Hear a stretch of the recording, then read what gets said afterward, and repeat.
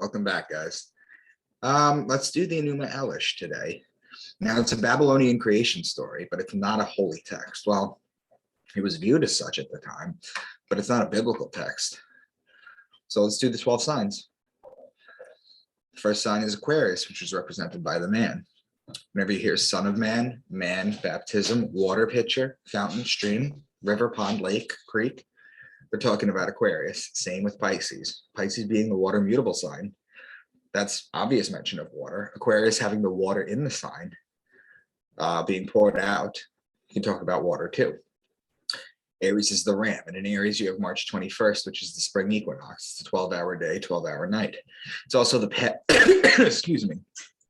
It's also the Passover, or the passing over of the sun over the equator and back on its way to its height at the summer solstice. In Christianity, the passing over is changed, and it's called the resurrection of God's Son. In Judaism, it's when the angel of death passes over the homes that don't have the lamb or the ram's blood, Aries, on the doorpost. So whenever you hear ram, lamb, shepherd, ram's horn, Jewish people, Jews, because Aries are the people of, Jews are the people of Aries. That's what you're talking about. Taurus is the bull. When you look at the sky and you see Taurus during the season where it's supposed to be, you need to put the plow on the bull so that you can harvest in Virgo and Libra after you plant the seeds in Taurus. So whenever you hear bull, ox, calf, or cow being a female bull, you're talking about Taurus. Then Gemini is the twins. It's the story of Castor and Pollux Troy, whose sister was Helen of Troy. It's the story of Achilles. So whenever you hear twins or brothers, they're talking about Gemini. Then Cancer is the crab, and it's the sideways moving creature. So just as the sun rises a degree on its axis, starting December 25th, it stops on June 21st. Then for 3 days, it rises to the same degree, hence moving sideways. And then on June 25th, it lowers a degree and then continues to lower a degree every day until it hits December 21st, where it's at its lowest. Then it moves sideways again for 3 days, and then it rises on December 25th. The crab in the ancient Egyptian time was known as the scarab. So whenever you're talking about crab or beetle, they're talking about Cancer. Leo is the king, the lion, the king of the jungle. The ruling planet of Leo is actually the sun. So whenever you hear lion, lioness, or cub, you're talking about Leo. Virgo is the woman holding the wheat stalk. So remember before when we were saying that you plant in Taurus? Well, the virgins would cultivate the wheat in Virgo in order to make the bread for the year. So whenever you hear virgin, wheat, grain, seed, barley, corn, grainy things, you're talking about Virgo. Libra is the justice. It's the scales, it's the balance. It's a just one. The reason this is justice is because it judges God's sun as it passes over the fall equinox and begins its descent into winter, into cold, into death. The Jews always celebrate their new year around the fall equinox. Now, Libra being the judge, the judgment, the justice. 8 days after the Jewish New Year, there's something called Yom Kippur, which is the day of judgment, and it's always in Libra. It's the day of judgment. It's when the Jews go to temple and they fast and they don't drink all day and they pray so God can keep them in the book of life for another year. Libra is also wine season, which is when you plant for the grapes in Taurus, you could press the wine here. It's also olive oil season. You press the olives in Libra. So whenever you hear law, judge, justice, the just one, divorce, marriage, court, wine, vineyard, wine press, grapes, olive oil, or olives, you're talking about Libra. Scorpio is the scorpion, and he is the betrayer. When a scorpion bites you, it leaves an imprint in your skin that looks like a pair of lips. That's why the mafia has the kiss of death, and that's why Jesus was betrayed by Judas with a kiss. So the sun is judged in Libra and betrayed in Scorpio, and then finally in Sagittarius, this is where the bow and the arrow shoot the sun and inflict further punishment on the sun. This is where the sun dies. Why? Because on December 25th, on the 1st, the sun is at its lowest point.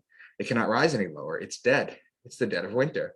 It remains at the lowest level for 3 days, which is why Jesus was dead for 3 days.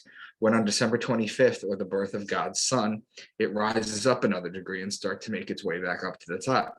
So whenever you hear horse, bow and arrow, spear, horseman, you're talking about Sagittarius. And then finally, you got Capricorn, which is the goat, because he likes to climb the mountain, which the goat does. The zodiac starts at the bottom.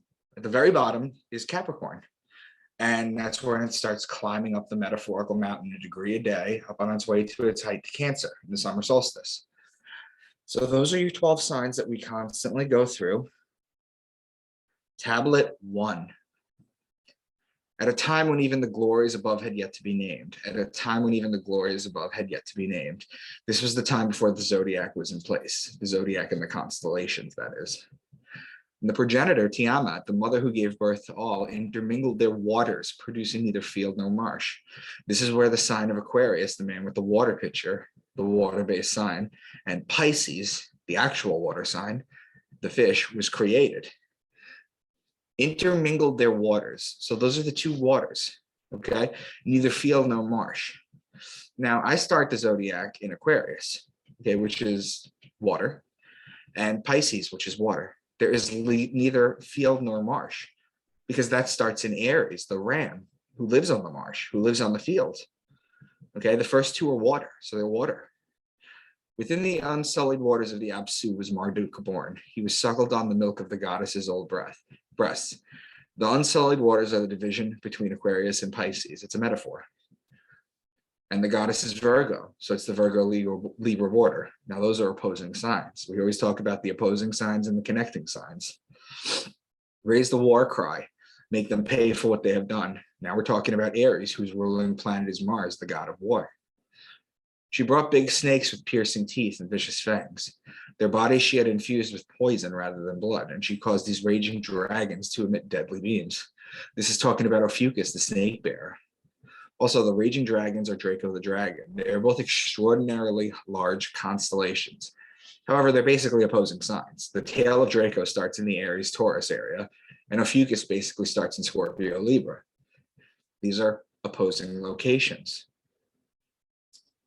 Then Tiamat enlisted a horned snake, a Mushushu dragon, a mad dog, a scorpion man, half fish, and half man, half bull. You gotta ask, why do they keep using the same animals? The same animals. They're leaving out millions of other animals. They just keep talking about the same ones. If they were not talking about this, then what? The horned snake is Ophiuchus, a dragon Draco. The mad dog is the dog star Sirius. The scorpion man is Scorpio and Aquarius mix, right? Aquarius is the man and Scorpio is the scorpion. The half man, half fish is Aquarius Pisces border. Half man, half fish, which blends the fish and the man sign. And the half man, half bull, which is half Aquarius and half Taurus. Tablet 3. That we might then have a discussion, gather them for a feast, and give them plenty of bread to eat and the best of wine. Well, the bread is Virgo, the virgin with the wheat stalk, and the wine is Libra. The bread and the wine is also the symbols of Christianity. They're connecting signs in the zodiac. Tablet 4. We must bestow upon you rule over the entire cosmic order. That's the mention of the zodiac. That's the rule over the cosmic order. Amen comes from Amen Ra, the Egyptian times. It's not a Hebrew word that means let it be or so it is. So proclaim to it that the constellations may then disappear. Proclaim to it yet again that the constellations be seen again. They're talking about the creation of the sun. When the sun is out, the constellations disappear. And when they come back, the sun is gone. Marduk created a bow. And this, well, we know the bow is the bow and arrow and Sagittarius right away. Okay. Then this he fashioned to be his weapon. Then fletched the arrow with feathers and set it onto his string. Okay. Raising aloft a mace that he held with his rigid right hand, slinging the bow over his arm, setting the quiver at his side. Okay. The bow and the arrow is the bow and the arrow man in Sagittarius. It's in his right hand. The right hand of the zodiac is where you'll find Sagittarius. The Lord took a moment to rest and looked over her corpse. He split the monster's cadaver and made marvelous things, severing it up the middle, flaying it in half like a drying fish, one of which he thrust up to make the vault of the heavens. He drew a gate in front of it, putting to the care of a guardian. Her waters were bounded so they might not surge free. The fish became the zodiac sign Pisces, the fish. He drew a gate in front of it and put it in the care of a guardian. Her waters were bounded so they might not surge free. This is talking about the sign being created, isolated from another sign. The firmaments are set in place of either location, either side, to protect them from the surging free into another sign. That's what the firmaments do. They keep them separate. The firmament's also known as a handover date, a cusp. There's plenty of words for it, but that's what they basically mean, is one side passing to another. Okay. The guardian is the ruling planet of Pisces, which is Jupiter. In the Bible, Simon Peter is Pisces. Why was his name changed from Peter to Simon? Because the ruling planet of Jupiter, or Jupiter, tablet 5. And concerning the stars, he placed constellations for each one. Then he established the year and set forth its subdivisions. And as he formulated his intentions for every day of the year, he set forth the station of Nibiru to delineate the movement, that not one of them would veer from its appointed course. This is talking about the creation of the rest of the constellation and the zodiac stars. He established their intentions for every day of the year, or what days go in which sign, delineated their movement, that not one of them would veer from its appointed course. He brought into existence the crescent moon to rule the night, and he assigned this night gem to be an indicator of the days, creation of the moon. Now, if you don't agree with every single interpretation that I have from every single book we have done so far, that's fine. But you cannot deny that the connections are not there. You can't. You know, I've done too many to show it's the same pattern. And upon the 7th day, your crown is half in darkness. The 15th day will be halfway, and every month's midpoint at the time when Shamash faces you from the opposite horizon. Make the day you are invisible near the track of Shamash. This is talking about the waxing and waning phases of the moon. It's important to note that in Hebrew, the Shamash is the candle that lights all the other Hanukkah candles. It's the bright one that brings light to all the other candles, just as the sun brings light to everything. Make the day that you are invisible near the track of the Shamash. That's the moon disappearing when the sun is out. Make your choice the Scorpion for the overthrow of the kingdoms, the constellation Scorpio. Scorpio is known as the betrayer, as we know it, and it overthrew Christ, for example. Make your choice the goatfish for disease, plague, and famine. The goat is Capricorn, and the fish is Pisces. This is winter, cold, destitute, desolate, disease, and plague, as this is when people would get sick most often. Famine, because nothing grows until Taurus. So they had their own way of talking about the zodiac and what everything means. Make your choice the bull of heaven. The bull of heaven is Taurus.